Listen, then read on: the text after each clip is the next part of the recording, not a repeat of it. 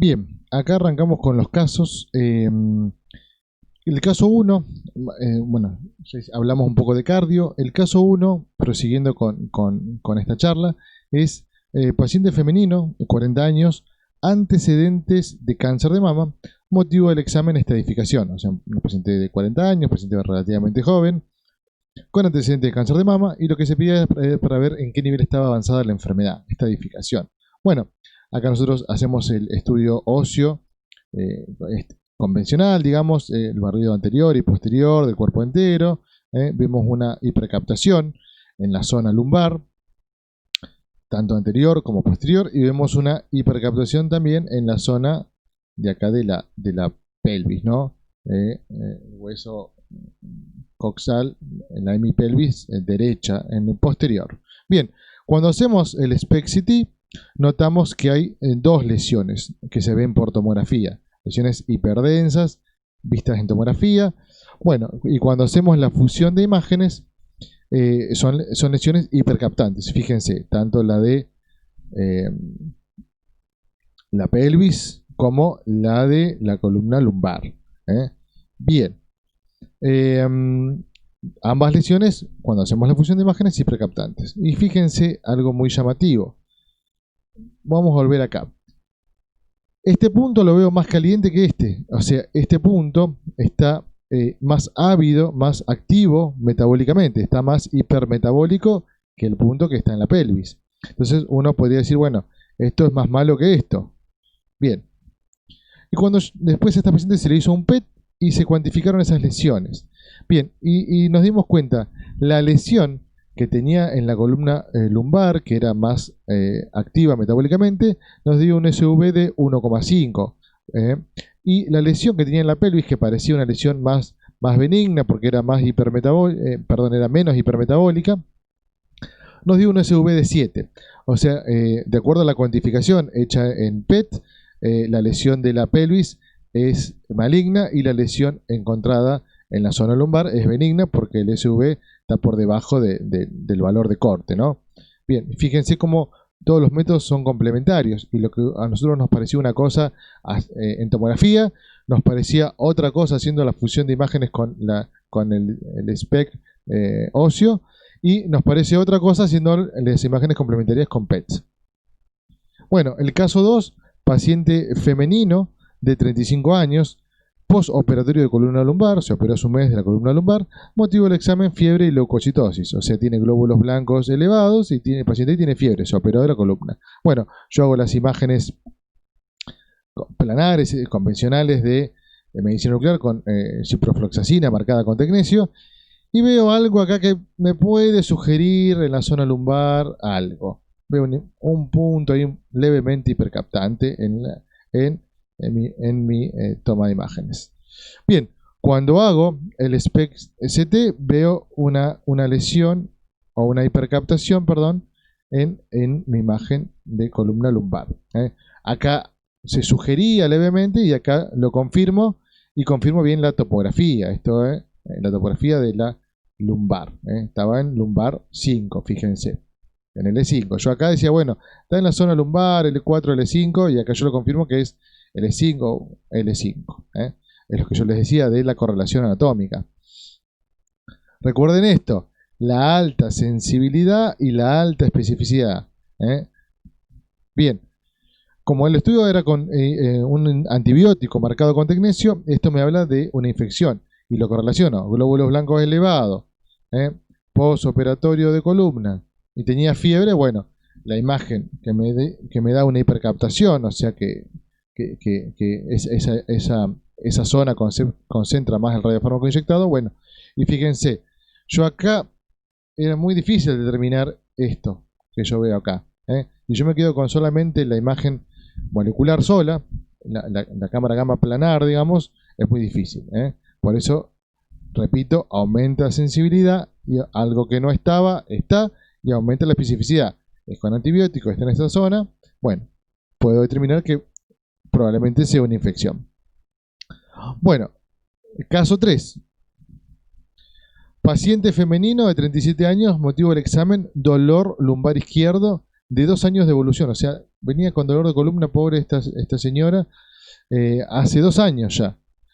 Bien, hago una imagen de un centellograma óseo convencional, imagen anterior, imágenes posteriores, y veo nada que me llame mucho la atención. Por ahí un poquito de hipercaptación acá, en la zona entre las articulaciones sacroilíacas. Bien, hago el estudio de SPECT-CT, el SPECT-CT óseo, y no veo nada que me sugiera esto que yo veo acá. Fíjense, yo acá veo una pelvis normal y acá veo una pelvis patológica. Fíjense la gran actividad metabólica que tiene este lado de la pelvis, el lado izquierdo. Bien, yo veía acá, si yo informo esto, es normal. Le hago un ataque, es normal. Cuando hago el SPECT-CT, no es normal. En la actualidad, puse yo la posibilidad de visualizar cambios patológicos que ocurren en los tejidos y órganos antes de que esto genere modificaciones morfológicas es una realidad. Muchas veces los cambios metabólicos anteceden a los cambios anatómicos, a los cambios morfológicos.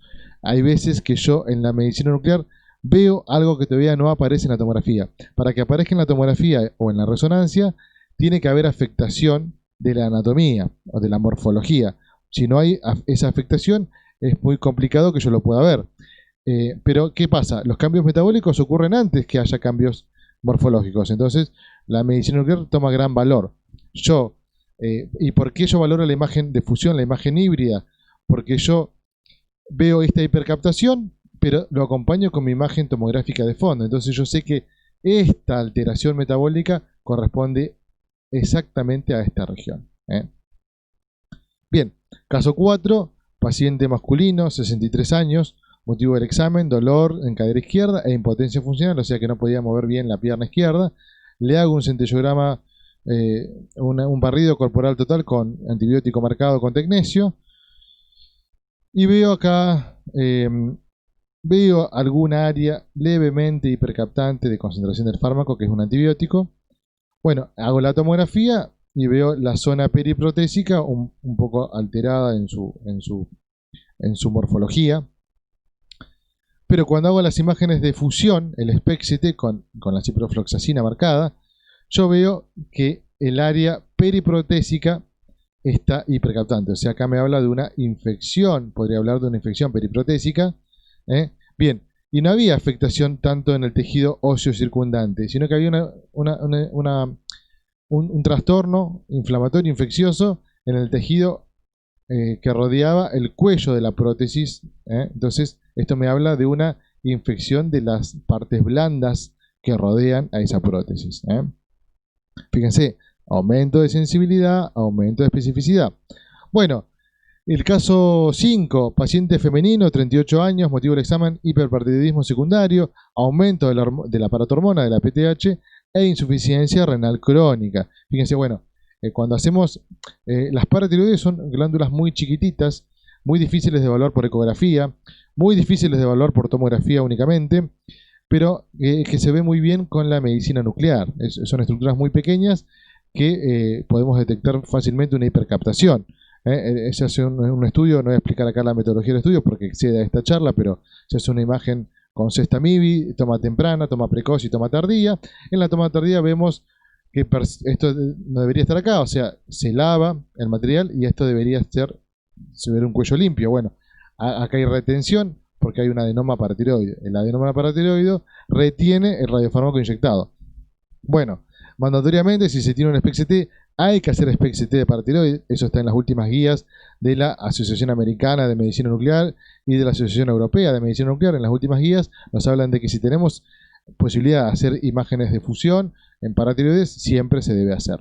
Bien, le hago la tomografía, no detecto grandes alteraciones, y cuando le hago las imágenes de fusión, veo el adenoma paratiroide que se confirma y yo puedo ver bien la topografía, en qué parte del cuello está. Bien, caso 7, paciente femenino de 50 años, motivo del examen, disminución de peso, distensión abdominal, flatulencias solapadas de un año de evolución, estudio con octreotide, tecnesio 99, que es un marcador para ver para valorar tumores neuroendocrinos, ¿no? Yo hago este paciente, imagen a los 15 minutos, fíjense las múltiples áreas metabólicas en el hígado. Le hago las imágenes de las 4 horas, persisten estas hipercaptaciones. Le hago la imagen de tomografía y lo fusiono con mi imagen de SPECT abdominal. Y yo veo acá la hipercaptación, fíjense en toda esta zona medial del abdomen, corresponde a este tejido.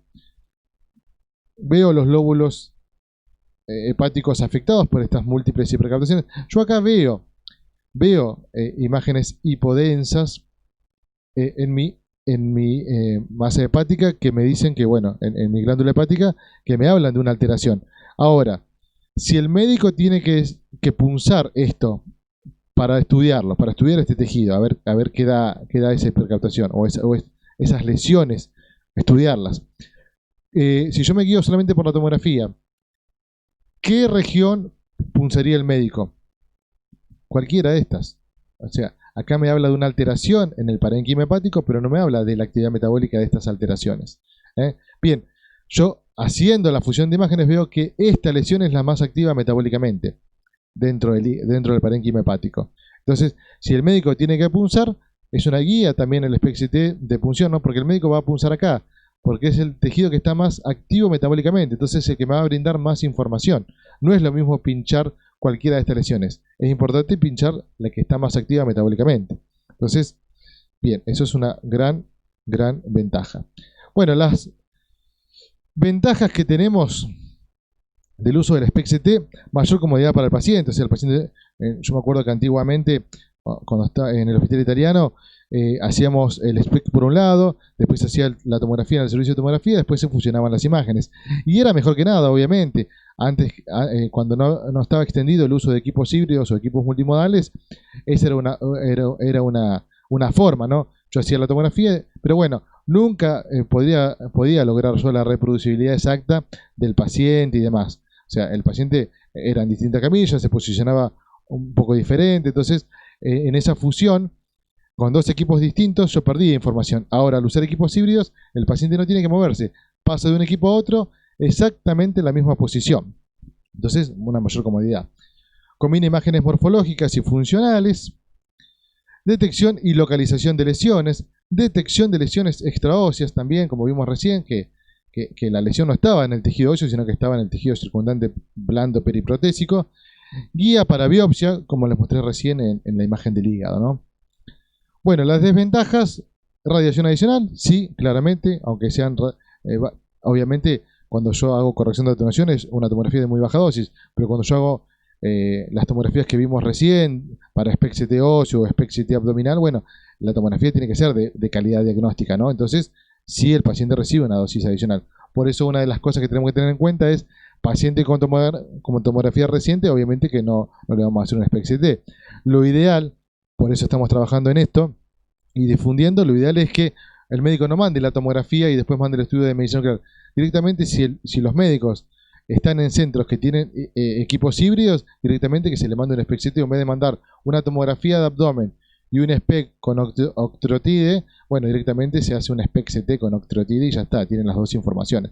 Eso va a hacer que se reduzca la dosis en el paciente, ¿no? Bueno, el costo del equipo, es muy costoso, obviamente el equipo híbrido vale más caro que un tomógrafo y vale más caro que una cámara gamma porque son dos equipos en uno. El costo del procedimiento es relativo, las empresas a veces no lo quieren autorizar y demás, pero bueno, una cosa que nos dijo el dueño de la empresa donde yo estoy es, cuando se instaló este equipo, ustedes van a hacer más de lo que nos van a pagar. O sea, nosotros, gracias a Dios, tenemos la libertad en la empresa de que si vemos algo, podemos hacer el SPECT-CT, no tenemos que pedir autorización, que lo validen, que lo valoren. O sea, si se cobra, mejor, pero si no se cobra, igualmente lo hacemos por darle más información al médico que informa y también para que el paciente se vaya con un diagnóstico más integral. Entonces, siempre terminamos, a veces nos piden un centellograma óseo, la empresa cobra solamente el centellograma óseo, pero nosotros hacemos igualmente el SPECT-CT porque es una información que es valiosa y tenemos el equipo, ¿no? Entrenamiento del personal, obviamente usar estos equipos, yo como les dije al principio de la charla mía, era todo un desafío, uno tiene que formarse, entrenarse en tomografía, entrenarse en resonancia, no es fácil. Bien, y en las conclusiones, bueno, Si se dispone del equipo, hay que usarlo. Esto es así mandatoriamente. Muchas veces vamos a hacer más de lo que se nos pide o lo que la empresa pueda cobrar. Esto fue lo que yo les comentaba recién. Muchas veces nosotros tenemos pedido el estudio centellorama para tiroides y le hacemos el SPECT para tiroides, porque eso redunde más información y la empresa solamente cobra el centello para tiroides. Pero bueno, tenemos esa libertad. Si disponemos del equipo, es nuestra obligación entrenarnos en las técnicas de imágenes anatómicas. Es nuestra obligación moral profesional, ¿no? Diría yo. Si no se dispone del equipo, también hay que entrenarse, porque en algún momento lo podemos tener. Bien, no hay que esperar, digamos, cuando uno está en un centro de imágenes, no hay que esperar, bueno, cuando compran el SPECT yo me entreno en tomografía, me entreno antes, así cuando compran el SPECT yo ya le puedo sacar el provecho máximo. El cambio comienza en nosotros para contagiar al resto, es lo que veníamos diciendo hace un rato en las otras diapositivas. Y los resultados convencen, hay que hacer. ¿Cómo uno convence que esto es el mejor método? Si hay un equipo híbrido, hay que usarlo. Hacer, hacer y hacer. Podemos lograr un cambio de paradigma. Esto no se trata de un loco solo, de yo solo, de otro profesional solo, sino que en conjunto podemos hacer que, y esto va a redundar en una mejora en el diagnóstico del paciente. Bueno, una frase que me gusta usar mucho que es: el éxito es conocimiento más habilidad por actitud. Los alumnos míos, los que ya me tuvieron en mis clases o en alguna de mis charlas, saben que yo siempre digo, la actitud multiplica. El conocimiento y la habilidad suman, pero la actitud multiplica. O sea, yo tengo que querer hacer para llegar al saber hacer. Bien, bueno, esta es una foto de mi mamá, que bueno, que aprovechando que estos días se festejó el Día de la Madre acá en Argentina, el domingo pasado. Bueno, y se festeja en Latinoamérica en estos días también, en varios países se festejan el Día de la Madre, así que bueno, aprovechando eso, les mando un feliz día a todas las madres, y bueno, y aprovechenla, disfrútenla, aquellos que la tienen, y bueno, y yo la disfruté en el momento que la tuve, así que les mando un gran abrazo y disfruten de sus madres. Feliz día para todas ellas.